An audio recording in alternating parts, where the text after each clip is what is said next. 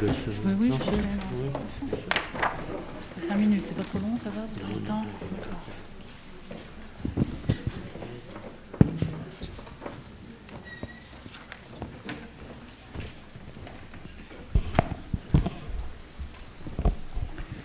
Tout le monde s'installe.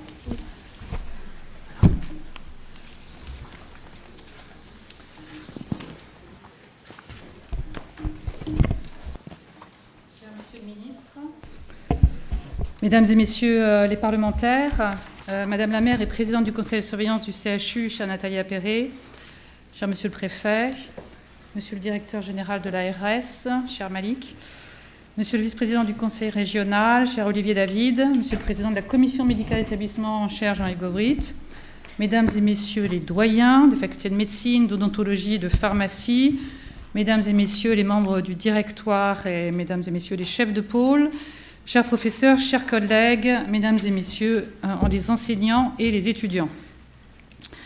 Je suis particulièrement honorée et très heureuse, monsieur le ministre, cher François, vous permettez, nous nous connaissons d'un passé antérieur commun, de vous recevoir cet après-midi au CHU de Rennes pour un échange sur le thème de la formation en santé avec les étudiants qui représentent la jeunesse et l'avenir du système de santé, ainsi que pour une visite dans le service de pneumologie du CHU, pour un échange avec les équipes médicales et soignantes. Et permettez-moi d'abord, en ce début d'année, de vous présenter tous mes vœux de santé, de fer, pour la lourde tâche qui vous occupe pour 2023, au nom de l'ensemble de la communauté hospitalière et universitaire, et mes vœux de plein succès pour tous les chantiers que vous avez lancés depuis votre nomination, et pour tous ceux qui vont l'être aussi suite au cap fixé par le président de la République vendredi dernier pour refonder un système de santé confronté à une crise sans fin. Vous connaissez déjà bien notre CHU, monsieur le ministre, cher François, puisque vous y étiez déjà venu à notre titre, celui de président de SAMU Urgences de France, pour 2 audits sur le fonctionnement du service. Louis Soula est là et peut en témoigner, notre chef de service des urgences, qui ont contribué à améliorer son fonctionnement très largement, et je vous en remercie, même si nous sommes encore, comme d'autres hôpitaux, confrontés à des problèmes de lits d'aval insuffisants et à des tensions très fortes dans ce service comme dans d'autres. Comme vous le savez aussi, nous avons été un des premiers établissements à nous engager dans l'expérimentation du SAS, le service d'accès aux soins, que vous avez porté sur les fonds baptismaux. Nous connaissons votre attachement à cet accès aux soins de la population, en partenariat avec la médecine de ville, avec des résultats très positifs, même si l'augmentation continue du nombre d'appels nécessite de nouvelles évolutions et l'adaptation continue de nos organisations. Notre CHU est particulièrement reconnu pour la haute qualité des soins qu'il offre aux patients, pour l'excellence de ses activités de recours spécialisés, pour la qualité de ses équipes, dont je salue l'extrême compétence et mobilisation dans les crises que nous traversons, pour son implication majeure dans l'innovation, la recherche, aussi dans la transition écologique, pour sa vision territoriale au service de la population et en soutien permanent aux établissements du territoire, de la région, en lien étroit avec l'ARS, cher Malik, et pour les valeurs aussi qu'il porte au quotidien, de service public, de solidarité et d'esprit collectif. C'est aussi un CHU pleinement engagé dans la prévention, sujet qui vous est cher, qui nous est cher également, depuis plusieurs années, avec 60 programmes d'éducation thérapeutique, un centre de santé bien-être orienté vers les maladies chroniques, les pathologies cardiovasculaires, le cancer, la première maison sport-santé labellisée aussi dans le département, l'une des rares d'ailleurs pilotée par un CHU, et une démarche d'hôpital promoteur de santé. Notre CHU, vous le savez, comme d'autres établissements, a fait face avec un professionnalisme extrême à la crise Covid et aux crises épidémiques et de soins non programmés qui sont encore en cours. Mais comme ailleurs, ces équipes sont épuisées par ces longs mois sans répit. C'est cependant un CHU qui reste, face aux défis actuels majeurs des métiers de la santé, attractif, au premier rang national pour le choix d'affectation des internes en médecine, qui compte chaque année de nombreux candidats au poste de praticien hospitalo-universitaire et hospitalier, même s'il y a, ici comme ailleurs, des spécialités en forte tension, du fait de la concurrence forte du secteur privé et lucratif, et un sujet aussi, nous savons, vous y êtes attelés, la forte pénibilité de la permanence des soins, dont je me réjouis d'ailleurs qu'elle soit davantage reconnue grâce à vous. Dans le domaine des métiers soignants, grâce à une politique sociale très active, une politique de recrutement, Nous avons créé plus de 700 emplois depuis 2017 et d'amélioration des conditions de travail très volontaristes, menées depuis plusieurs années, bien avant la crise, grâce aussi à un taux d'absentéisme très bas, 6%, le plus faible de tous les CHU. Nous avons pu traverser la crise sans fermeture de lits, hors congés estivaux bien sûr, et au contraire procéder à des ouvertures régulières de lits supplémentaires, 108 lits et places de médecine depuis 2017 pour faire face aux besoins de santé croissants, particulièrement dans cette métropole et ce département en très forte croissance démographique. Le CHU a mis également en place depuis plusieurs années des référents hôteliers, logistiques, pharmaceutiques dans plus de 30 unités qui sont déjà déployés et a engagé une politique de requalification des métiers soignants pour décharger les soignants des tâches annexes, leur dégager plus de temps auprès des patients. Cette politique que le président de la République a appelée à généraliser nous a ainsi permis de limiter le nombre de postes vacants pour les infirmières, 43 sur 2060, et les aides-soignants, 34 sur 1650, soit à peine 2% de nos effectifs, ce qui est mieux que d'autres CHU, mais encore trop, et nous travaillons sans relâche à réduire encore ces postes vacants. Nous avons aussi développé l'apprentissage pour 38 métiers, 38 professionnels, et l'accompagnement de nouveaux métiers, comme les infirmières de pratique avancée, qui sont des leviers indispensables pour remplir nos missions et fidéliser les soignants. Je salue les efforts du Conseil régional et de l'ARS pour prendre en compte à la fois les enjeux de précarité étudiante en matière d'allocation d'études et aussi de soutien à nos instituts de formation afin d'accompagner l'augmentation des quotas de formation, cher Olivier David, enjeu majeur pour l'avenir de notre système de santé que le président de la République a également évoqué. La reconstruction en cours de notre CHU, soutenue par l'État, nous vous en remercions, engagée sans retard, sera aussi un élément d'amélioration des conditions d'accueil des patients, des conditions de travail des professionnels, car la vétusté et l'inadaptation fonctionnelle de nombreux locaux accroissent la pénibilité de l'exercice au quotidien. Et je veux enfin saluer notre engagement territorial, original, dans plus de 50 postes médicaux partagés avec tous les établissements du territoire. Et nous avons, avec la faculté de médecine, M. le doyen l'évoquera, avec le soutien des centres hospitaliers, des collectivités territoriales et de l'ARS également, permis de mettre en place des sites de passe délocalisés à Saint-Brieuc, à Vannes, à Lorient, à Pontivy. Expérience originale très appréciée de manière très positive dans les territoires. Nous menons aussi une expérimentation universitaire de double cursus pour les formations en sciences infirmières et les formations médicales qui bénéficient à 950 étudiants en sciences infirmières dans 3 départements de la région, qui nous semble aussi prometteuse pour diversifier le recrutement et fidéliser les soignants dans les territoires. Nous sommes pleinement conscients, Monsieur le Ministre, que la qualité de la formation, sujet de ce soir, y compris pendant les stages à l'hôpital, est un élément essentiel pour répondre aux enjeux de fidélisation de nos professionnels. Les pédagogies innovantes, la simulation également, que nous avons développées, font partie de la bonne réponse à ces enjeux. Je veux donc devant vous remercier tous les étudiants qui sont ici nombreux, et je les en remercie, qui s'engagent dans ces métiers très exigeants, mais passionnants de la santé, les enseignants des instituts, des facultés de santé et l'encadrement médical, paramédical dans les services qui assurent leur tutorat. Nous devons plus que jamais, toutes et toutes, malgré le contexte qui reste difficile, porter un message d'espoir, de confiance dans ces métiers d'exception qui sont essentiels pour la santé de nos concitoyens. Encore un très grand merci, Monsieur le Ministre, pour votre présence ce soir.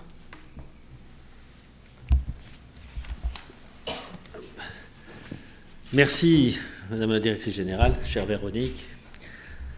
Alors, je suis surtout là pour vous écouter, mais je veux juste dire quelques mots, saluer Monsieur le Préfet, saluer l'ARS, Madame la maire, Madame la députée, et tous en vos grades et qualités.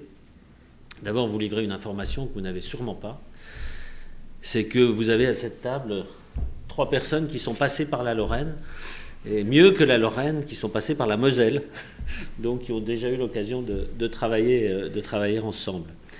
Alors, avant d'aller plus loin, je veux vraiment, là, devant vous, saluer l'engagement de toutes les équipes durant cette période extrêmement difficile. Alors, ça semble impensif de dire une période difficile, ça fait 3 ans que nous vivons une période difficile, c'est vrai, mais notre système de santé, comme j'ai l'habitude de le dire, il soigne, il sauve encore tous les jours, et pourtant il souffre. Et cette souffrance des soignants, cette souffrance des personnels de santé n'est, pour moi en tant que ministre, bien sûr, pas acceptable. Donc l'enjeu, c'est bien sûr de lever cette souffrance, de refonder notre système de santé, Et vous, étudiants et élèves qui êtes là ce soir, vous faites partie de cette relève qui va porter cette reformation, cette refonte de notre système de santé. Alors, je prends une casquette médicale, juste 2 secondes, pour vous dire que le diagnostic des difficultés de notre système de santé, il est connu. Ce n'est pas nouveau, le président de la République l'a dit, nous le connaissons.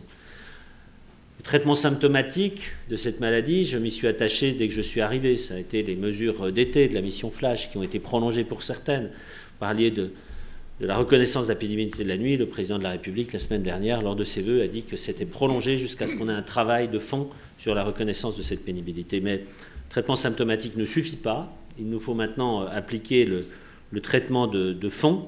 Et ce traitement de fond, il ne se fera qu'en faisant tomber les barrières, entre la ville et l'hôpital, entre l'hôpital et les cliniques, les ESPIC et tout ce qu'on peut imaginer, et entre les professionnels de santé.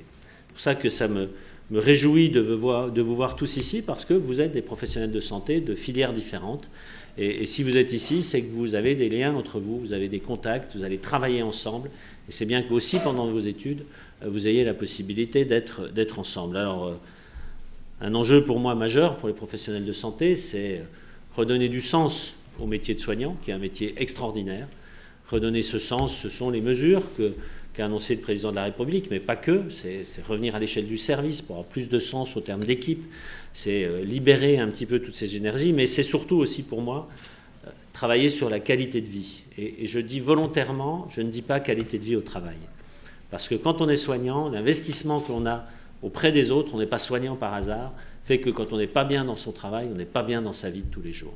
Donc redonner du sens, redonner cette qualité de vie, redonner, allez, j'ose l'expression, la banane quand on vient travailler, retrouver un petit peu cet esprit collectif que nous avions pendant la crise, c'est ça pour moi l'objectif essentiel. Mais je vous l'ai dit, je suis là pour vous écouter. Feu.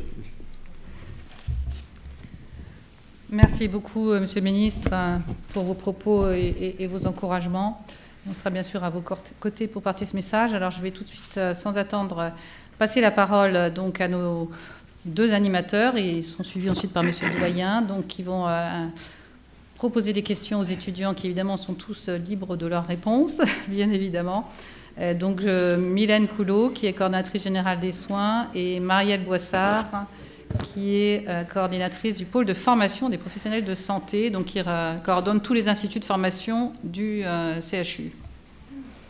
Merci Madame Anatole, merci Monsieur le Ministre de l'intérêt que vous accordez aux formations en santé et de votre visite aujourd'hui au CHU de Rennes. Alors, l'intérêt de cette rencontre est un échange entre vous, Monsieur le Ministre, les étudiants et les élèves, sur un retour d'expérience de vie réelle en formation. Et pour ce faire, donc avec Madame Coulot, nous allons alternativement poser une question par filière de formation. En parallèle, un diaporama est projeté pour la carte d'identité de chaque formation et pour faciliter la compréhension des échanges au niveau des participants réunis dans cet amphithéâtre. Alors, nous avons fait le choix de démarrer par la formation infirmière. L'Université de Rennes 1 est engagée dans une expérimentation des formations paramédicales avec les 10 IFSI des départements des Côtes-d'Armor, de l'Ille-et-Vilaine et du Morbihan. Cette expérimentation permet aux étudiants de valider un double cursus et donc d'aboutir à un double diplôme, le diplôme d'État et la licence santé parcours sciences infirmières. Alors Anne-Sophie, vous êtes étudiante en première année au CHU de Rennes et Thierry, vous êtes aussi étudiant en première année au CH de Fougères. Dans le cadre de cette expérimentation, votre formation a changé puisque vous suivez les enseignements de la licence Accès Santé. Est-ce que cette formation répond à vos attentes ?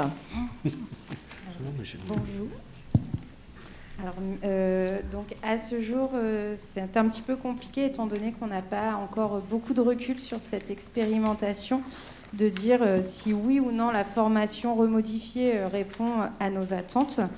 Maintenant, sur le papier, elle offre de très belles perspectives avec l'obtention de la licence. Après, on a très clairement vu, en tout cas depuis ce début d'année, que l'accès aux cours de la LAS demande quand même un niveau assez important, qui n'est pas tout à fait similaire au niveau attendu, en tout cas dans les cours de l'IFSI. Donc c'est un petit peu compliqué en fait de trouver le bon poids et la bonne mesure entre l'alternance des cours infirmiers et les cours de l'ALAS, puisque le niveau n'est pas du tout le même. De plus, nous en tout cas ici à Rennes, les cours de l'ALAS sont proposés avec des capsules vidéo, alors que les cours infirmiers sont en présentiel avec des professeurs qui ont aussi été sur le terrain, qui ont une activité et un passif en soins infirmiers. Donc c'est vrai que c'est compliqué, en tout cas pour ma part, d'acquérir en tout cas suffisamment de connaissances pour atteindre de bons résultats sur cette matière-là. Quand on regarde une vidéo et qu'on comprend peut-être pas forcément toutes les notions importantes à retenir, on y passe aussi énormément de temps. L'emploi du temps est peut-être pas non plus aujourd'hui, en tout cas, suffisamment adapté pour pouvoir acquérir ces connaissances. Et cette expérimentation, elle suscite aussi chez nous, en tout cas, beaucoup d'interrogations sur le futur à l'issue de nos 3 années. Monsieur le ministre, bonsoir. Donc, je rejoins ce qui a été dit par Anne-Sophie. Moi, ce que j'ajouterais, c'est que avec l'universitarisation, il y a un point qui est quand même assez positif c'est le fait qu'on garde nos instituts de proximité. Donc on garde quelque chose à échelle humaine. J'ai déjà connu les cours en faculté où on était 600 dans l'amphithéâtre, et pour communiquer avec l'intervenant, le professeur, c'est très compliqué. Alors que là, on a un contact direct avec nos formateurs, et c'est très enrichissant et c'est utile pour notre future profession. Oui, merci de votre témoignage. Ce qu'il y a derrière, c'est toute la formation effectivement d'infirmières qui est mise un peu sur la table. Bon, déjà, une première chose, c'est que moi je suis ravi de voir des expérimentations. Et on avancera comme ça. Mais toute expérimentation nécessite une évaluation. Je l'ai dit dès que je suis arrivé. Et l'évaluation, si elle est bonne, bien sûr, on prolonge, on améliore. Si elle est mauvaise, on arrête. Je crois qu'il faut être clair là-dessus. Mais là, je pense qu'elle est plutôt bonne. Après, le sujet de l'universitarisation, j'y suis très attaché. J'y suis très attaché pour 2 raisons. La première, c'est pour que vous, étudiants, vous ayez les mêmes avantages que tous les étudiants qui sont en université. Et je pense à tout ce qui peut être bourse, tout ce qui peut être accès à différentes facilités, et c'est important. Et ensuite, parce que demain, on vous demande déjà, mais on va encore plus vous demander de travailler avec les autres professionnels de santé. Et je pense qu'avoir des formations qui soient... Alors demain, aujourd'hui, peut-être un peu encore parallèle, mais demain complètement intégré entre les différents professionnels de santé sera une chance et vous permettra d'exercer plus facilement demain tous ensemble. Donc je crois que c'est important. Après, les MOOC, je ne suis pas un inconditionnel non plus, puisque c'est un peu à ça que vous faisiez référence, mais c'est quand même très très pratique. Et bon, ça nécessite une petite agilité à acquérir pour bien les assimiler, mais c'est quelque chose qui, je pense, est très pratique et qui va pouvoir... permettre d'augmenter. Alors, sur la formation de éléments, vous savez, mais sur lesquels, pour la profession d'infirmière, en tout cas, je m'engage, c'est déjà la refonte du décret de 2004 que nous entamons, qui est importante, et puis la réingénierie de la formation de ce métier socle, qui est pour moi essentiel. On a beaucoup de choses à voir. J'ai l'habitude de dire, on met souvent en parallèle les différentes, je le disais à l'EHESP, des parcours différents qui arrivent à la même formation. Et puis on met souvent sur la table Parcoursup en disant que c'est pas bien. Non, moi je dis que c'est très bien. C'est très bien que dans les formations du soin et de la santé, nous puissions avoir des canaux d'arrivée différents. Simplement, comme les canaux d'arrivée sont différents, comme il n'y a pas cette sélection qui était faite par un jury, finalement, qui choisissait des gens adaptés au cadre, c'est le cadre de la formation qui doit maintenant s'adapter aux nouveaux profils qui rentrent dans les professions de santé. Et c'est pour moi essentiel. C'est essentiel parce que je ne peux me résoudre à en fonction des endroits, 15 à 30% d'infirmiers qui quittent les études ou qui quittent la profession dès leur première année. Donc je crois que nous avons collectivement un enjeu majeur sur les formations, à continuer dans cet axe-là, parce que c'est, comme toutes les professions de santé, ce sont les troupes indispensables pour demain. Donc, je vais enchaîner, Monsieur le Ministre. Je vous propose d'enchaîner avec le métier d'infirmier de pratique avancée. La formation à Rennes existe sur les 5 mentions ouvertes au national. Au CHU, nous avons 7 infirmières de pratique avancée qui ont été accompagnées dans le cadre de la promotion professionnelle. Donc, avec nous, nous avons Rachel, qui est déjà diplômée infirmière de pratique avancée et qui exerce dans le service de médecine gériatrique auprès des patients en situation complexe. Rachel, que pensez-vous de l'apport de ce nouveau métier pour nos patients? Bonjour Monsieur le Ministre. Alors effectivement, je suis infirmière depuis 2021 en pratique avancée, mais également co-responsable d'une mention pédiatrie. Comme ça, c'est mieux. Bon, je suis donc infirmière en pratique avancée dans la mention PCS depuis juillet 2021, mais également co-responsable de mention au niveau de la faculté. Donc j'ai quand même cette double casquette. Donc c'est vrai que moi, être infirmière en pratique avancée, ça a été une évolution dans ma carrière avec des compétences cliniques beaucoup plus importantes qui me permettent de faire des consultations et des suivis de patients complexes au sein du service de gériatrie. Ce qui me permet d'apporter une prise en charge plutôt globale en collaboration avec les médecins, avec un objectif de permettre de fluidifier le parcours du patient et certaines fois d'éviter des réhospitalisations ou des passages par les urgences. Alors, il y a par contre un effet et un point sur lequel je voulais revenir, c'est la valorisation de ce nouveau métier, qui, on remarque, avec des grandes difficultés d'implantation des IPA, alors surtout au niveau libéral, et ça on en entend beaucoup parler actuellement, qui ont déjà un impact sur le recrutement des nouveaux étudiants dans la formation des IPA, et qui questionnent effectivement sur la pérennité de ce nouveau métier. Ensuite, si on revient aux études, en gériatrie, moi j'ai vraiment une part de globalité qu'on ne retrouve pas dans le référentiel des études d'IPA qui est vraiment pensé en pathologie, donc qui mériterait à mon sens d'être pensé plutôt en globalité plutôt qu'en pathologie, qui permettrait à toutes les IPA, peu importe les mentions, d'avoir un vrai reflet du parcours du patient plutôt que par pathologie. Enfin, si on revient à la primo-prescription dont on entend tous beaucoup parler actuellement, moi, il me paraîtrait opportun, alors je ne sais pas si c'est pensé, mais de revoir la primo-prescription pour les bilans de soins infirmiers, par exemple, auxquels on n'a pas le droit actuellement, qui, moi, dans ma pratique quotidienne, m'oblige à revenir vers les médecins. De même que pour des bons de transport, ça paraît tout basique, hein, mais pour venir voir une IPA, actuellement, les patients n'ont pas de bons de transport. Donc, ce qui nous oblige à faire venir des patients sans bon de transport. Moi, vous pensez bien que des pathologies chroniques que l'on suit, c'est quand même un frein pour venir voir les professionnels que nous sommes. On pense aussi à des soins de rééducation, à des compléments nutritionnels oraux, et j'en passe encore. Donc, dans la primo-prescription, je ne sais pas si ça a été pensé, mais ça mériterait d'y penser. Donc, quand même, pour rester optimiste, moi j'ai une patiente qui m'a dit l'autre jour, puisque forcément je me présente, je lui demandais de reformuler ce que je disais sur la pratique avancée, et elle me disait, si j'ai bien compris, vous êtes là pour mettre de l'huile dans les rouages. Et je pense que c'est bien pensé, en dehors de tout cet exercice clinique auquel je tiens, parce que c'est vrai que dans nos examens on le fait, on est vraiment là pour ça. Et on a un gros travail de collaboration entre la ville et l'hôpital. Moi, quand les patients viennent me voir, je fais, et on fait, c'est vrai pour toutes les IPA, un lien de façon systématique avec les médecins traitants qui restent au centre de la prise en soin des patients. C'est vraiment le pilier dans le parcours du patient. Donc on est vraiment là pour éviter les ruptures de parcours, pour favoriser la trajectoire des patients. Mais il faut qu'on pense tous que le patient vient à l'hôpital, mais vit à domicile et il vit en structure. Donc l'IPA peut, et à mon sens, doit être là pour favoriser ce lien ville-hôpital et favoriser tous ces parcours. Oui, merci Rachel. Alors, je ne vais pas être d'accord avec vous sur un point. Moi. Juste un. Oui. Vous n'êtes pas l'huile qu'on met dans les rouages, vous êtes un rouage. Oui, alors c'était une patiente, mais je trouvais ça très joli quand même, la façon dont je lui avais expliqué. Non, je suis d'accord, mais pour moi, vous êtes un rouage. Et c'est pas anodin pourquoi je dis ça, parce que bien sûr, je vais pousser au déploiement des IPA, plus d'IPA. Alors, il faut qu'on retravaille sur la base du rapport de Beaupuy, que je vais rendre public, sur quelles filières, comment on les met en place. On a des idées, bien sûr, aussi en parallèle avec les PUR.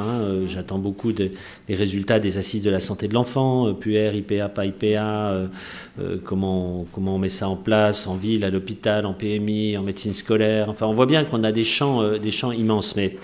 Et surtout, et je vous remercie de bien l'avoir précisé, l'IPA est un rouage, comme les autres professionnels de santé, dans le cas d'un exercice coordonné. Et il faut qu'on reste sur ce principe d'exercice coordonné. C'est ce qui va être discuté d'ailleurs à l'Assemblée dans les jours qui viennent. Vous parlez de la primo-prescription, c'est un des sujets qui va être discuté. Donc la Commission des affaires sociales de l'Assemblée vient de voir une première fois le texte. Je sais qu'il y a beaucoup d'amendements qui vont être proposés, donc je vais être là pour défendre un petit peu ce principe. Mais moi, le principe de base, c'est quelle est la plus-value que chacun apporte dans le dispositif. Et je le disais tout à l'heure aussi à l'EHESP, chacun a sa place. Alors chacun a sa place en termes de modalités de fonctionnement, les soins primaires, l'hôpital de recours, le CHU, etc. Mais chacun a sa place aussi parmi les professionnels de santé dans la prise en charge globale d'un patient, de ce parcours de santé, de ce parcours de soins dont on parle. Et c'est ça pour moi l'objectif. Mais dedans, les IPA sont un rouage qui n'est pas assez développé aujourd'hui et qui sera demain totalement essentiel, j'en suis persuadé. Moi aussi. Merci. Alors Vanessa, vous êtes élève aide-soignante en reconversion professionnelle, puisque vous étiez opératrice en téléconsultation et télésurveillance. On constate de réelles difficultés de recrutement d'aides-soignants, que ce soit au plan national, et la région Bretagne, malheureusement, ne déroge pas à cette règle. Alors expliquez-nous, quelles étaient vos motivations en fait pour choisir la formation aide-soignante? Alors bonjour Monsieur le Ministre, déjà c'est un honneur pour moi d'être là, je tiens à vous le dire, je suis la seule pour l'instant qui le dit, mais je le précise. Je vais me faire gronder après par Madame Boissard, parce qu'elle va me dire t'as trop parlé, je fais attention. Donc, allez-y. Elle l'a dit effectivement, j'ai travaillé pendant 4 ans sur un plateau d'alarme en téléassistance et télésurveillance, donc je m'occupais des alarmes traitées par générées par des personnes, soit des personnes en situation de handicap ou des personnes âgées. Tout le monde en a connu avec les pendentifs, les médaillons. Et effectivement, en parallèle, on faisait également de la télésurveillance. Donc on traquait un petit peu les cambrioleurs, sur toute la France comprise. En parallèle, à côté de ça, mes week-ends, je donnais mon temps libre aux sapeurs-pompiers volontaires, effectivement. Donc c'était un petit peu compliqué de cumuler les deux, sachant que les seuls week-ends de repos, soit j'étais de garde, soit j'étais de manœuvre, soit je travaillais. Donc il a fallu faire un choix, effectivement, pour évoluer dans l'entreprise. Et j'ai dû, on va dire, rendre ma tenue de sapeur-pompier pour continuer mon activité dans la téléassistance. Ce qui a été très dur psychologiquement pour moi, puisque l'aide que je pouvais apporter, moi, en téléassistance, elle s'arrêtait qu'au téléphone. Donc j'ai 40 ans, 41 là bientôt à la fin du mois, et effectivement à l'aube de mes 40 ans, je me suis réveillée un matin et je me suis dit il faut que je retourne sur le terrain. Avec la crise du Covid, la tension des soignants, je me suis dit ils ont besoin de moi, ils ne savent pas encore, mais il faut que... Donc j'ai tourné la page sur mon parcours professionnel et je me suis lancée dans le concours d'aide-soignant. Donc voilà, c'est tout. Merci.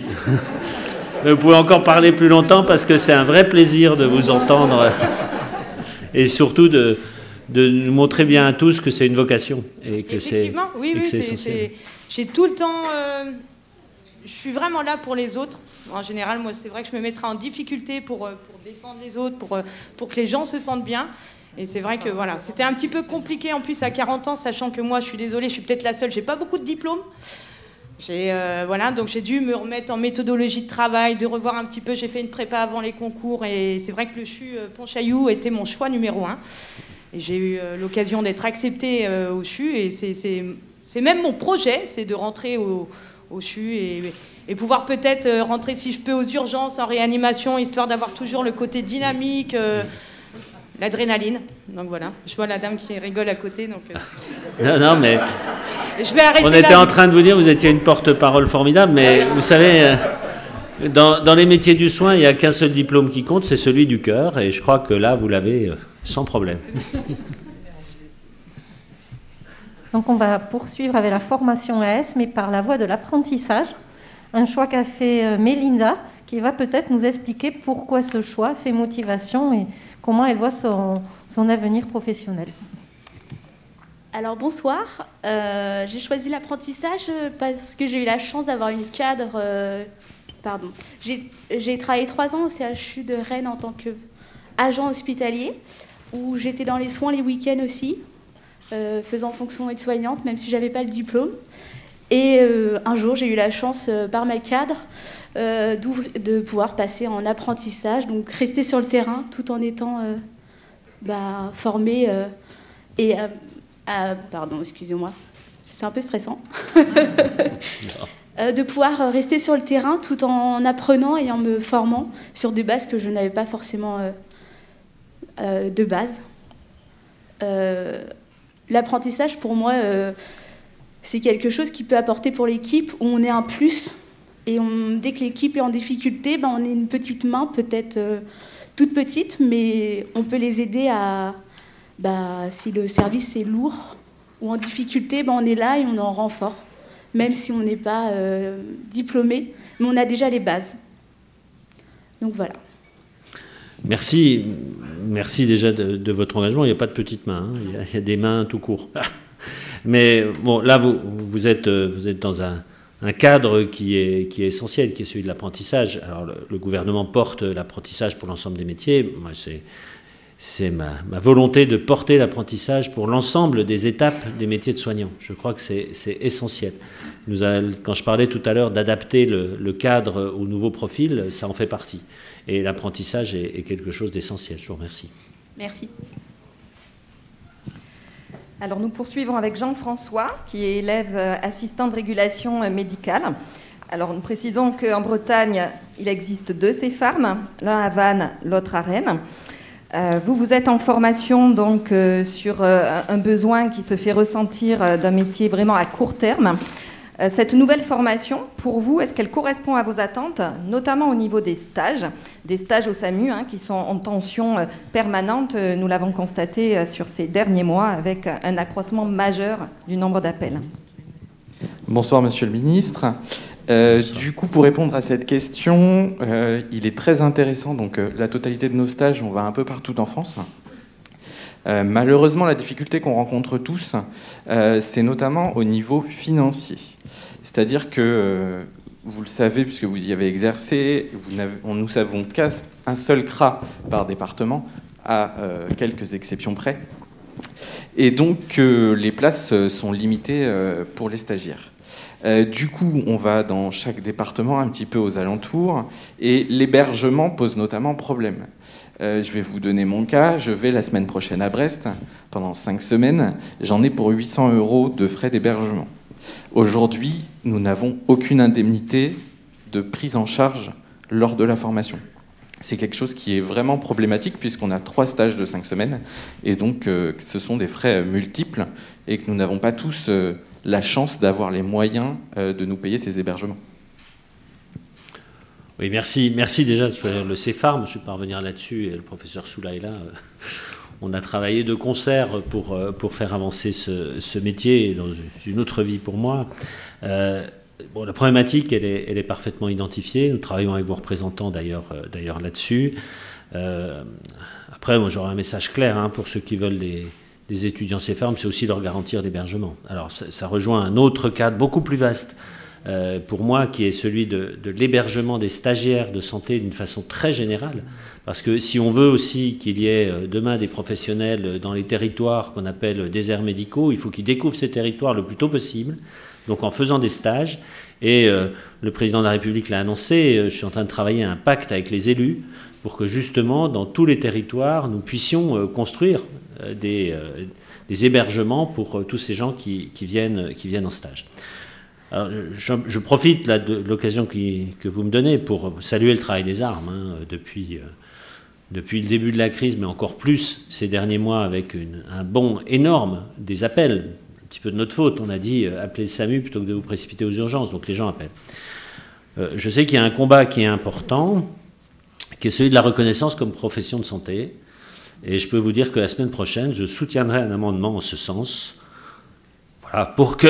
je suis un peu ému parce que c'était très dur d'arriver à aboutir à ça quand on a fait 30 ans de métier.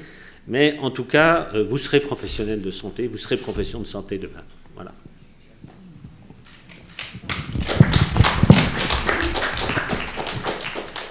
Alors nous poursuivons avec la formation d'ambulancier et Quentin, justement un métier reconnu comme un métier du soin maintenant, et un allongement de la formation de 5 semaines, avec notamment un stage dans les unités de soins.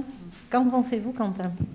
Alors bonsoir Monsieur le Ministre, bonsoir à tous. Alors on a effectivement effectué un stage en unité de soins, un stage riche en expérience et en découvertes, mais c'est un stage qui, de mon point de vue, a mis en avant les difficultés des aides-soignantes et des infirmières, et désolé si j'en oublie, moi je parle de ce que j'ai vu, de la charge de travail et les conditions de travail.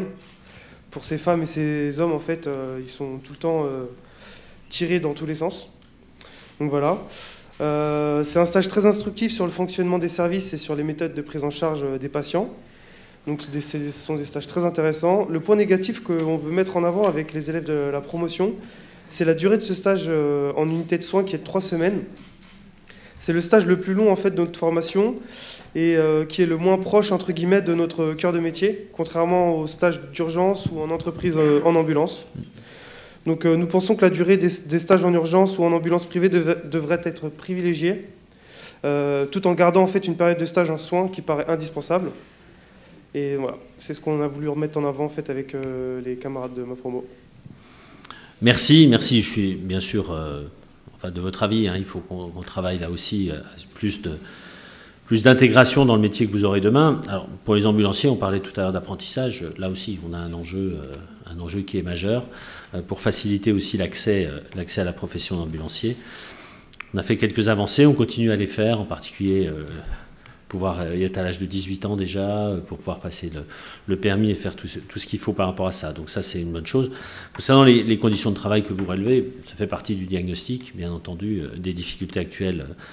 Et le président de la République l'a dit, la qualité de vie, je vous le disais aussi tout à l'heure, est quelque chose pour moi d'essentiel. Et il faut se pencher sans tabou sur la charge en soins des services et sur les effectifs que l'on veut mettre en fonction des charges en soins. Et c'est un chantier que je vais ouvrir là.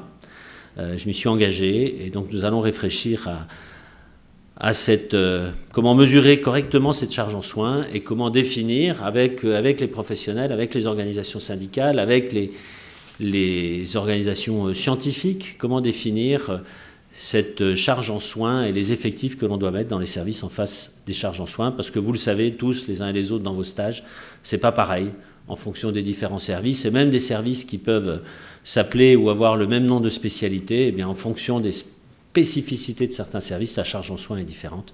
Donc c'est un chantier que j'ouvre avec extrêmement d'ambition pour arriver rapidement à des résultats. Merci. Alors Sébastien, vous êtes étudiant infirmier de bloc opératoire en première année. Grâce aux efforts du CHU, nous n'avons plus que 9 postes vacants, et qui devraient être pourvus d'ailleurs d'ici le mois d'avril. Et de plus, la construction du centre chirurgical et interventionnel pour 2024 offre également de très belles perspectives. Donc la formation IBOD a été réingéniée depuis septembre 2022. Elle est allongée à 20 mois. Elle vous confère le grade de master. Quel regard vous portez sur ce changement ? Bonsoir Monsieur le Ministre, bonsoir à tous. Donc, Sébastien, étudiant IBOD en première année. Nous attendions cette revalorisation, cette réingénierie depuis très longtemps et la valorisation de notre diplôme au grade de master. Donc, nous en sommes très contents. Ce qu'on attend, en fait, c'était par rapport à l'universitarisation, c'est d'avoir aussi des accès aux bibliothèques universitaires, à l'école de chirurgie, et aussi tout ce qui est de l'université, excusez-moi. Pour l'instant, c'est encore pas pérennisé. Donc, ne serait-ce que notre carte d'étudiant, nous n'avons pas. Donc, voilà. Vous parliez tout à l'heure de notion d'équipe. Pour moi, c'est vraiment très important dans un bloc opératoire.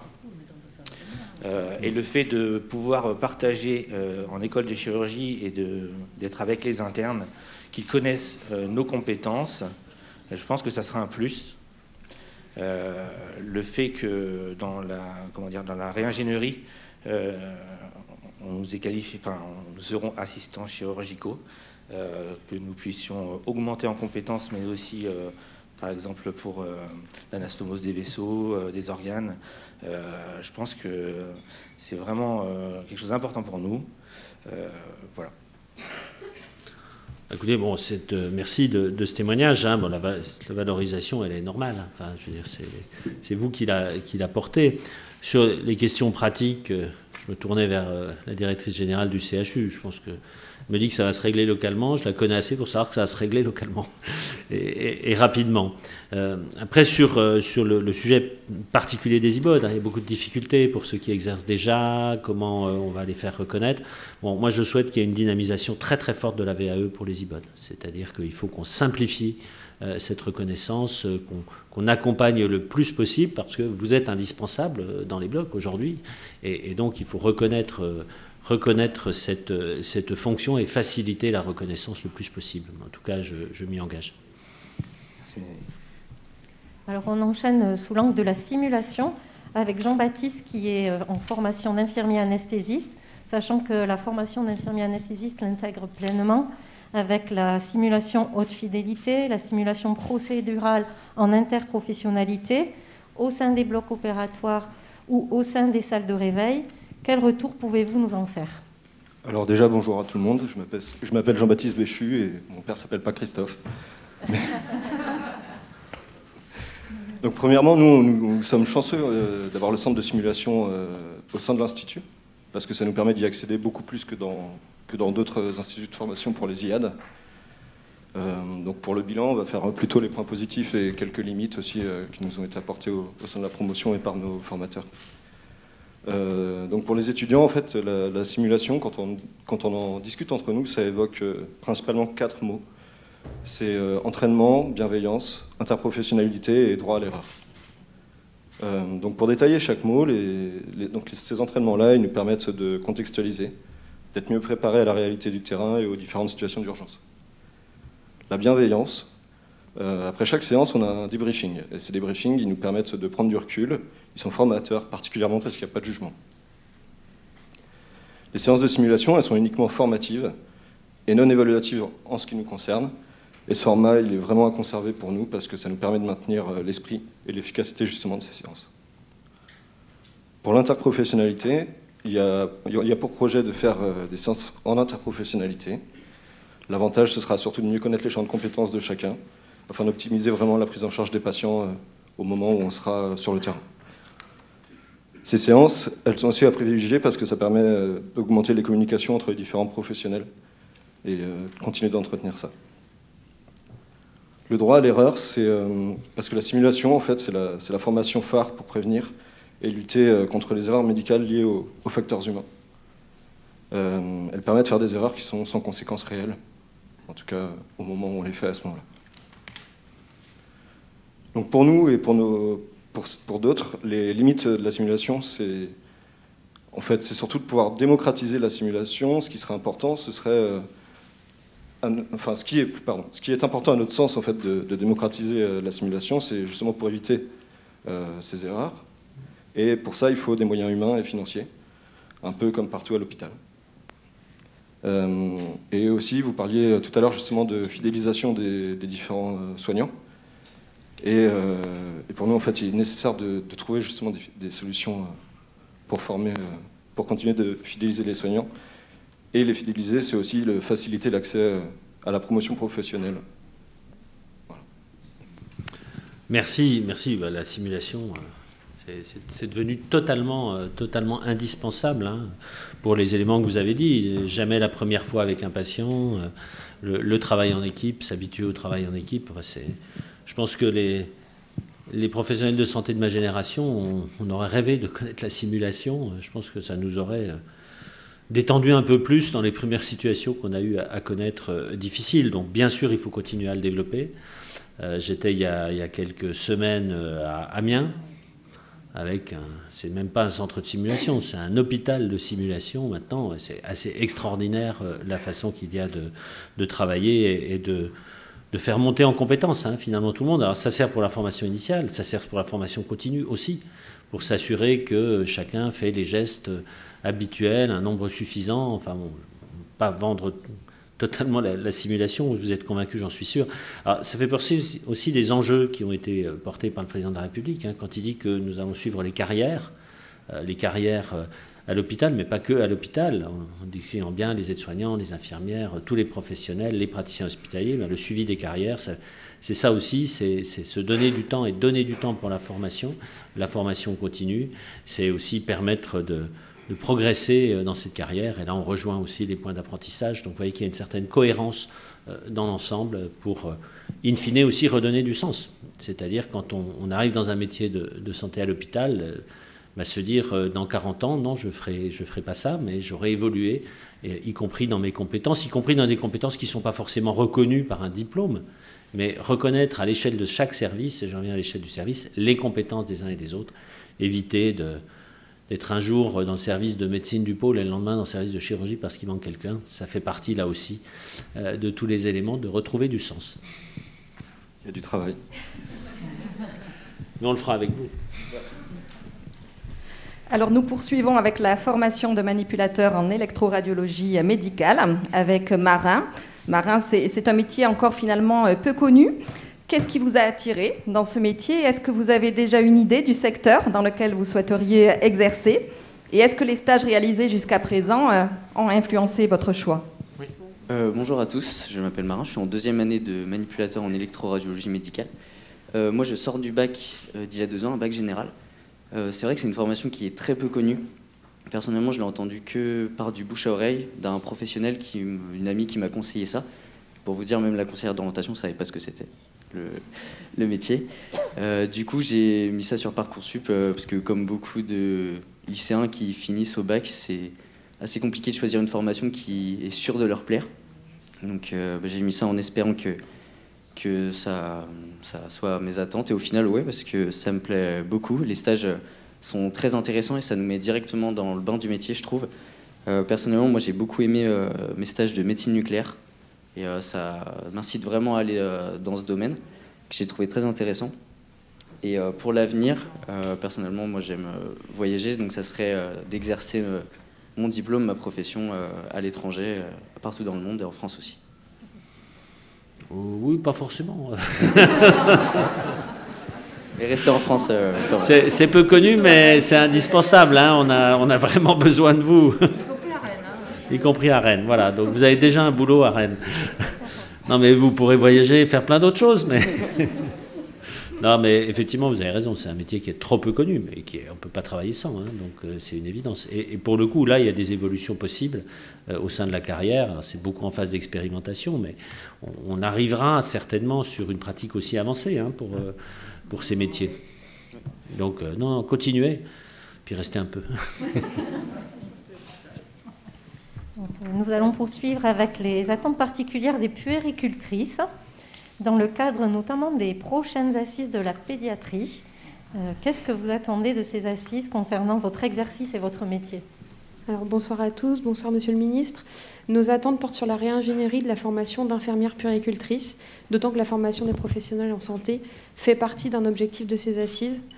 Le programme d'études datant de 1983 est en inadéquation avec l'exercice actuel et les nouvelles missions qui incombent à la professionnelle en puériculture, comme par exemple le statut de référent santé et accueil inclusif. Malgré l'effort de nos formateurs d'actualiser nos connaissances au plus près de la réalité du terrain, il faut un cadre national d'apprentissage. Cette réingénierie, dont les travaux sont initiés depuis 2011, permettra en premier lieu l'accès à une formation en 2 ans et l'obtention d'un diplôme Master 2. La reconnaissance de notre spécialité en pratique avancée permettrait de confier des actes spécifiques aux puéricultrices, expertes des soins de l'enfant. Le suivi du nourrisson sain, de l'alimentation, du sommeil, l'accompagnement à la parentalité pourraient constituer des actes spécifiques et reconnus dans une nomenclature. À ce jour, certaines de ces missions, comme par exemple les conseils d'allaitement, sont prodiguées par des professionnels non spécialisés dans l'accompagnement de la mère et de l'enfant.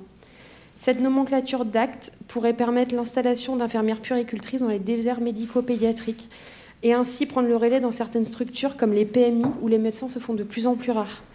Cela permettrait de même de désengorger les services d'urgence pédiatrique. Aujourd'hui, les pédiatres hospitaliers reconnaissent les puéricultrices comme de véritables collaboratrices de proximité et valorisent leur autonomie en matière de prévention primaire. Je vous remercie, Monsieur le Ministre, de nous avoir écoutés, moi-même et toute la promotion d'étudiantes infirmières puéricultrices. Et s'engager dans la promotion de la santé des enfants d'aujourd'hui favorisera la santé des adultes de demain. Faites confiance aux infirmières puéricultrices. Merci. Oui, oui, oui, oui.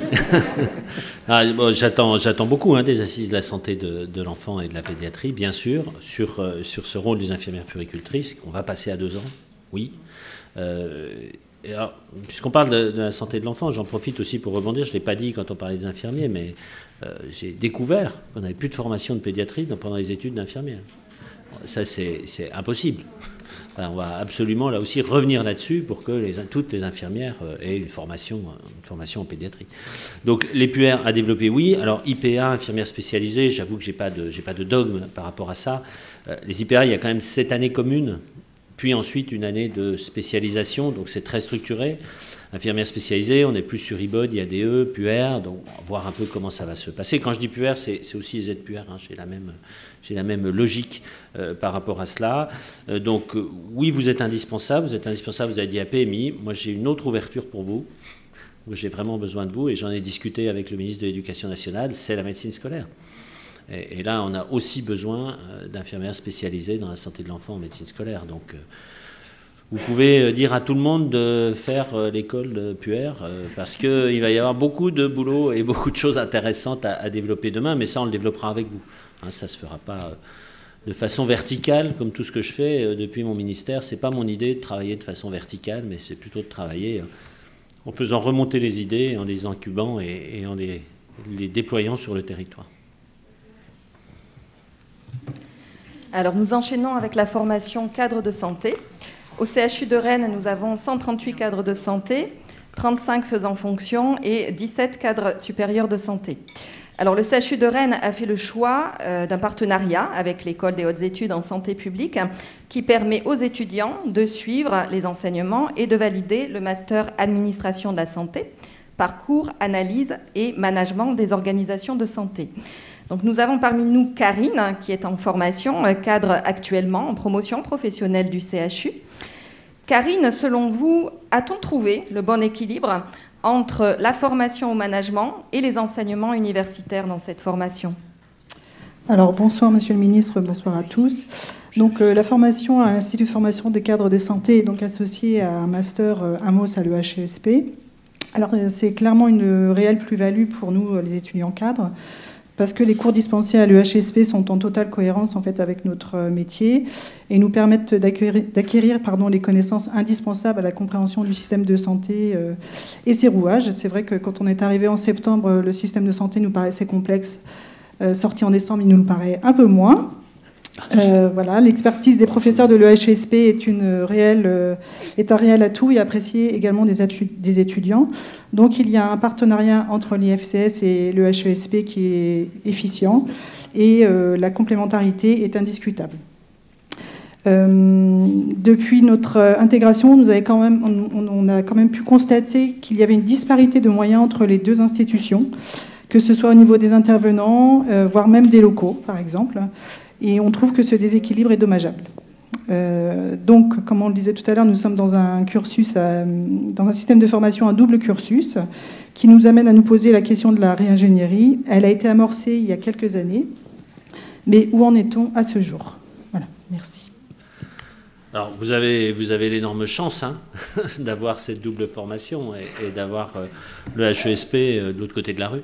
Et je pense que ça valide complètement votre rôle et votre mission de manager dans les métiers de la santé. Donc ça, c'est vraiment effectivement très bien. Je suis d'accord avec vous pour revoir un petit peu l'ensemble. Moi, il y a quelque chose qui m'a toujours irrité et qui continue à m'irriter, c'est le temps que passent les cadres de santé à faire des plannings.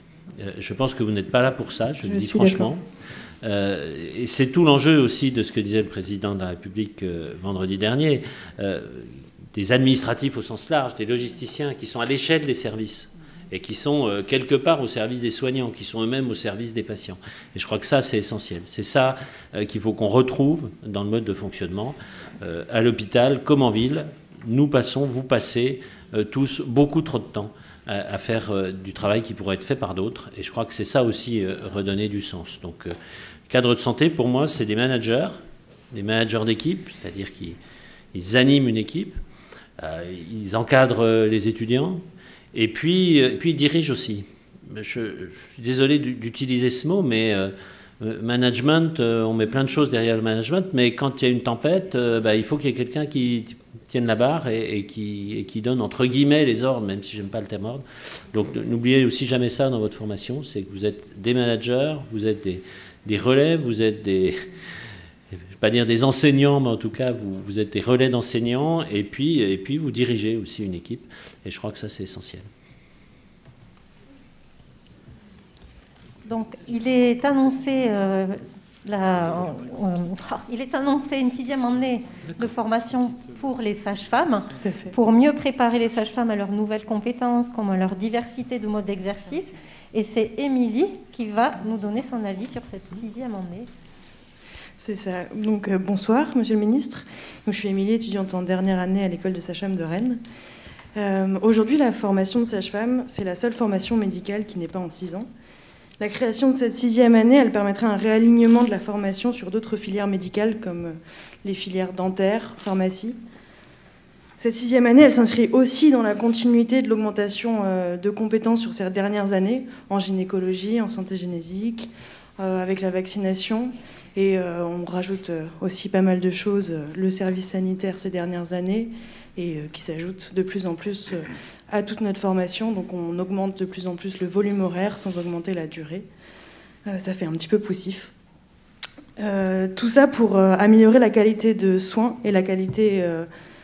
parce que la qualité de soins passe aussi par la qualité de formation de nous, les étudiants. Parce qu'on arrive en bout d'études déjà bien fatigués. Donc c'est difficile de reprendre le relais quand on arrive sur le terrain. Tout ça pour aussi améliorer la qualité des soins, que ce soit en ville ou en hôpital. Et on espère, enfin moi en tout cas en tant qu'étudiante qui suis diplômée là à la fin de mon année, que cette 6e année, elle amène aussi de la reconnaissance concrète de cette formation qui est médicale et qui est souvent bien oubliée et passée à la trappe. Voilà, merci. Oui, vous avez raison, hein, ça fait partie de l'évolution des métiers de la santé. D'ailleurs, c'est dans le rapport de l'IGAS et de l'IGESR que je rendrai public pour bien que tout le monde, en totale transparence. La qualité, c'est au centre du dispositif, bien entendu. Et les sages-femmes, les maïeuticiens et maïeuticiennes, on a besoin de vous, bien sûr, et les Français ont besoin de vous, mais une chose sur laquelle je tiens à insister, c'est que nous avons besoin de vous aussi en salle de naissance. Et en tout cas, moi, un de mes objectifs, c'est que la mixité des exercices, le plus possible. C'est-à-dire que l'exercice libéral est une chose, l'exercice en établissement de santé en est une autre. Notre système de santé marche sur ses deux jambes. Et il faut qu'on facilite cette mixité d'exercices parce qu'on ne peut pas imaginer ne plus avoir de sage-femme en salle de naissance. C'est une grande difficulté. On a beaucoup parlé cet été des difficultés et des urgences de la pédiatrie, de la psychiatrie. Pas assez probablement des difficultés aussi des maternités que je connais bien et que je suis de très près. Et donc c'est un petit peu un engagement aussi vis-à-vis des sages-femmes que je souhaite avoir, un pacte en disant l'exercice libéral, c'est beaucoup libéralisé, j'allais dire, mais en tout cas beaucoup élargi, et c'est bien parce qu'on a besoin de sages-femmes. La santé des femmes, vous savez, c'est un de mes objectifs prioritaires, mais on a aussi besoin de maïeuticiens et de maïeuticiennes dans les salles de naissance. Après, je permets de répondre un tout petit peu. Je ne pense pas que la fuite des sages-femmes des salles de naissance, ce soit simplement en libéral, et c'est globalement beaucoup sur la qualité de travail, que ce soit même en libéral, parce qu'il y a déjà... il y a aussi beaucoup de choses qui sont à régler sur ce plan-là. Et donc, c'est pas forcément une fuite de l'hospitalier vers le libéral, mais aussi bien de la formation en elle-même et des problématiques qu'il y a derrière sur ça. La reconnaissance de la pénibilité, d'assurer la permanence des soins, d'assurer la nuit, c'est un enjeu majeur, hein, bien sûr. Oui, parce que la formation, ça reste des nuits, des jours d'alternance, des consultations, des trajets qui sont souvent longs, des retours de nuit en voiture, tout ça, c'est aussi avec derrière des compétences à assurer et qui seront assurées à la fin. Merci. Alors, je sais sais pas si mon micro fonctionne, si ça a l'air. Donc oui, je sais que vous avez souhaité échanger aussi avec des étudiants en médecine recrutés par le nouveau système de recrutement qui a été mis en place avec la réforme du premier cycle. Comme vous le savez, cette réforme du premier cycle elle a pour objectif de diversifier les profils des étudiants recrutés. Et donc à Rennes, on a joué cette carte en ouvrant à la fois un pass avec 10 options et une option sciences infirmières et 14 LAS. Donc la diversification est possible et très très large. Lutter contre les redoublements inutiles aussi qui caractérisaient la PACES et qui étaient et les échecs à répétition qui étaient très très stressants pour les étudiants. Et puis aussi réguler le nombre de professionnels à former en étant au plus près, je dirais, des besoins des territoires et des capacités de formation. Alors, on a bien entendu mis en place cette réforme, comme dans toutes les facultés, avec une particularité. C'est qu'on a développé une politique territoriale qui me semble particulièrement importante pour lutter contre la désertification médicale. Et l'objectif, c'est d'essayer de recruter plus d'étudiants dans les territoires, en faisant le pari que ces étudiants qu'on recrute dans les territoires, ils vont revenir dans les territoires. Alors c'est un pari à long terme, bien évidemment, mais c'est un pari auquel je crois beaucoup. Et ceci nous a conduit à ouvrir des PASS et des LAS délocalisés sur 4 sites, donc Saint-Brieuc, sur la côte nord de la Bretagne, Vannes-et-Lorient sur la côte sud de la Bretagne, et Pontivy, en centre-Bretagne. Et donc ces quatre sites permettent de recruter des étudiants dans ces territoires et d'augmenter la proportion d'étudiants venant de ces territoires en deuxième année de médecine. Le deuxième élément qui me semble important, c'est que cette territorialisation permet de faciliter l'accès à ces étudiants aux études de santé, aussi en diminuant les coûts inhérents à ces études, les étudiants n'ayant pas besoin de venir à Rennes pour pouvoir suivre leur formation, tout en sachant que notre objectif, c'est bien de continuer avec un premier cycle totalement délocalisé. Donc avec l'idée de les faire venir en deuxième cycle à Rennes. Donc on a mis en place ce dispositif et je voulais, donc à travers le témoignage de 2 étudiantes, et j'ai proposé à 2 étudiantes qui sont recrutées par la licence Accès Santé. Et donc l'une par une licence de biologie, l'autre par une licence d'économie-gestion, de nous apporter leur témoignage, sachant que l'étudiante qui est recrutée en biologie a été recrutée à Rennes et celle qui est passée par une licence d'éco-gestion a été recrutée à Vannes. Donc vous allez avoir 2 témoignages d'étudiantes qui ont vécu des expériences différentes sur 2 sites différents. Donc je vais passer la parole d'abord à Anaëlle Dolo, qui est l'étudiante qui a été recrutée en LAS de biologie à Rennes, puis à Rose Guézenec, qui est l'étudiante qui a été recrutée en LAS éco-gestion à Vannes. Donc Anaëlle, d'abord, si vous voulez nous dire quels avantages, quelles limites vous voyez à ces nouvelles voies d'accès aux études médicales. Merci pour la question. Bonjour, Monsieur le Ministre. Je m'appelle Anaëlle. Du coup, je suis en deuxième année de médecine à Rennes. Je suis passée par la LAS L3 biologie. Et avant tout ça, j'avais déjà fait une PACES, donc j'avais connu l'ancien système. Et malheureusement, j'avais échoué en PACES. C'est pour ça que j'ai dû aller en licence, parce qu'il n'y avait pas la possibilité. Et c'est ça le point fort de cette réforme, c'est la possibilité, après une passe, d'aller en licence Accès Santé et de continuer ce qu'il n'y avait pas avant. C'est pour ça que j'ai dû aller en licence, refaire ma licence complète. C'est là où, du coup, il n'y avait pas la possibilité tout de suite, avant la réforme, de repasser sur de repasser le concours et de pouvoir réintégrer les filières de santé. C'est quand je suis arrivée en L3 qu'on m'a notifié la possibilité de rentrer. J'ai donc saisi ma 2e chance l'année dernière et je suis là aujourd'hui. Du coup, j'ai réussi. Je voulais mettre en avant du coup cette possibilité d'entrer en médecine en ayant un bac plus 3 en biologie avec son expérience, ses connaissances et tout ce qui va à côté. J'aimerais aussi dire que comment la faculté de Rennes a pris la réforme est plutôt bien, surtout pour les LAS, parce que les cours sont en distanciel, ce qui permet de répondre aux contraintes de chaque licence, et notamment dans ma L3, on avait des semaines complètes de TP. C'était donc impossible pour nous d'aller sur un autre campus pour faire des cours. Et du coup, avoir les cours en capsule vidéo sur Internet, ça nous permettait pour nous de nous organiser. Et je pense que pour les autres LAS, c'était la même chose. une limite que je pourrais évoquer de cette voie, c'est j'avais donc 4 ans d'études et se lancer dans un bac plus 10 après 4 ans d'études, c'est pas donné à tout le monde, surtout au côté financier. Et donc tout le monde ne peut pas se permettre de faire ça. Continuez, puis je ferai une réponse groupée.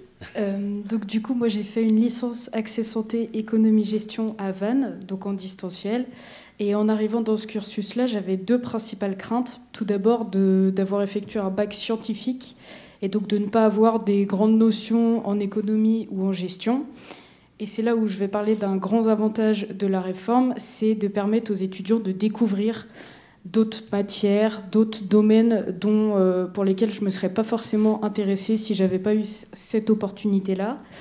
De plus, on peut parler de polyvalence des étudiants et de les rendre adaptables à toutes les situations. Et du coup, ça évoque aussi la diversification des profils. Ayant du coup une première année de licence économie-gestion, je pense que ça peut être un plus dans des futures carrières et donc un avantage. Et ma deuxième crainte, c'était le fait d'être en antenne. Est-ce que j'ai pas moins de chances de réussir que quelqu'un qui est directement sur Rennes? Est-ce que je vais pas être en marge par rapport à ces étudiants qui sont directement sur place? Et l'avantage d'être en antenne, c'est que l'encadrement est vraiment bon. Il est vraiment très très bien et développé, avec des référents à qui on peut s'adresser pour poser des questions, qui nous répondent très rapidement par mail. Et en fait, on a des informations qui tombent très rapidement, presque simultanément que les étudiants de Rennes. Donc il n'y a aucune différence et aucune marge vis-à-vis des étudiants qui sont déjà sur place. J'avais aussi peur de me retrouver seule dans cette licence et d'être la seule personne qui faisait un double cursus, donc en LAS. Et au final, pas du tout, parce que le nombre d'étudiants en antenne augmente chaque année. Par exemple, on était 10 LAS éco-gestion à Vannes l'année dernière. Cette année, ils sont une vingtaine. Et je pense que ça va augmenter de façon conséquente selon les années. Merci beaucoup déjà de défendre cette réforme auquel je suis très attaché aussi, parce que je pense que vous avez raison.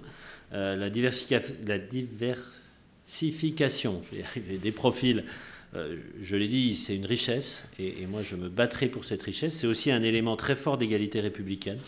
Et vous avez aussi la chance d'être dans une université qui joue la carte du territorial, et ça aussi c'est essentiel. Alors on peut l'appeler de plein de mots. Moi j'ai pris le mot de filière d'excellence aussi, parce que je pense qu'en territorial il faut même aller plus en amont, aller dans les lycées, aller proposer aux jeunes, leur expliquer qu'il n'y a pas ce plafond de verre qu'ils imaginent pour les études de santé, qu'il y a ces facilités pour avoir de l'enseignement à l'échelle territoriale, enfin appuyer un petit peu sur tout ça. Je crois que c'est vraiment essentiel.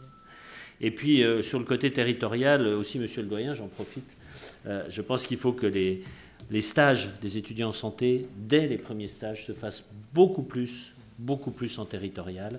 On apprend aussi son métier auprès de maîtres de stage dans les territoires, et je crois que c'est essentiel. Et là, le partenariat dont je parlais, le pacte avec les élus que nous avons à construire pour l'hébergement des étudiants, parce que je vous rejoins sur les difficultés de bouger, sur les transports, sur tout ça, c'est là aussi que nous avons le terreau pour reconquérir un petit peu nos territoires. Et puis, ce que vous disiez sur l'augmentation des LAS, écoutez, je suis encore plus ravi, parce qu'on n'arrête pas de me dire que l'arrêt du numerus clausus n'a rien changé, même s'il a augmenté de presque 15% les étudiants en médecine.